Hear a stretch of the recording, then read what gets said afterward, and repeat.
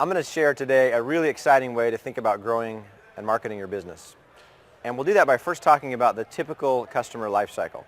So we all spend time and energy and money generating interest in our company. We might do that online or through word of mouth or through some type of offline advertising. But we do all of that in an effort to get people to engage in our sales process. We all have a different sales process. Again, we may sell online, we may have a sales team, we may sell through estimates, things like that. And the goal in all of these cases is that we create a paying customer, that we win the deal. So let's take a quick example of how this plays out. So let's say that I spend $1,000 and about 10 hours of time generating interest, which creates 100 interested prospects for me that end up turning into 10 paying customers, okay? Great. Now let's say I want to take that 10 customers, I want to turn that into 20. So what do? What are my options? Well, with the typical customer life cycle, I can double the amount of dollars I'm spending on my advertising and marketing, or I can double the time. Maybe I'll spend more time in Craigslist or in social media in an effort to create more leads that can turn into more customers. Or I might work on my sales process a little bit. But there is a new breed of entrepreneurs and business owners that understand that there's a different way to grow a company today. And the typical customer life cycle is not ideal. And the reason is really it comes down to the fact that there are just holes in this here bucket. So I want to talk about 3 very specific holes, and then we'll talk about how we can maybe take things to the next level. So the very first thing I want to talk about, the first hole, is in website traffic.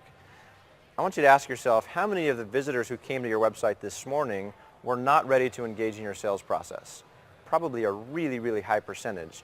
Unfortunately, when we don't capture those leads and give them a reason to engage with us, we lose them. They're lost forever.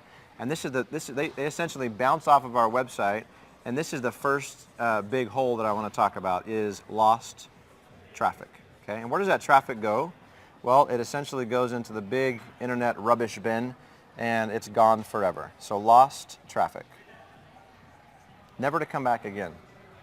So now let's say for those that are interested enough to engage in our sales process, though, what happens with them? Well, we all know that in our marketing we generate a certain number of hot leads, right? That's where we kind of get our livelihood from, is by converting those hot leads.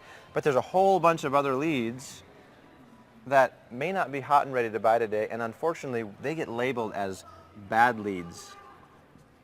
Well, they're not all bad leads. Some of them are. Some of them we don't really care that they ever come back. But many of them just may not be ready to buy today. And so it's unfortunate that happens. Did you know that statistically speaking, it takes 7 contacts with a company before a consumer feels comfortable enough to do business with us? Now here's the problem. We stop following up typically right here. So we get them part of the way going and then we stop. And we don't finish the nurturing that's needed for these leads because we're labeling them as bad and kind of throwing them out. I once talked to a business owner that was in the mortgage business, and he went to the trash can and found literally 350 leads that were fully qualified. Somebody thought they were bad and threw them out in the trash. So you may not have literal leads being thrown in the trash, but there is waste happening in your business, and that's our second big bucket that I want us to attack today. So this is lost leads. Just hemorrhaging out of so many businesses, it's discouraging. Okay, now let's talk about another very common thing that happens. We close the sale, and unfortunately this feels like we've reached the finish line. And so what ends up happening is all of our energy and focus comes right back here, and we're wanting to drive more into the top of the funnel, right? Well, this is a tragedy, and this is the third hole I want to talk about, which is lost customers. Now, in some cases, we actually lose customers. They leave our business. By the way, did you know that 65% of consumers that leave a business to go to another vendor do so not because we jacked them up or we had a bad product or bad service. They leave because of indifference. Isn't that unfortunate that we'd have a customer that we spend all this money attracting and closing, and then they leave because we just didn't do a good enough job to really wow that customer?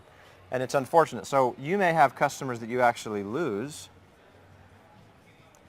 but even if you're not losing customers because of these things, you're also we're not good enough at upselling customers. We're losing our upsells, and we're not good enough at getting referrals. It is so much cheaper to sell to an existing customer than it is to go back and try to find a brand new prospect teach them about your company, convert them, and get more money out of them. But yet we're not able to do that very well today. Okay, so again, as I said, this is not the ideal way to work, and we've spent a lot of time working on a different model for thinking about your business marketing. So I'm going to erase all this stuff that we've been talking about here. I'm going to leave I'm going to leave these trash cans up as a reminder, because we're going to attack each one of these right now.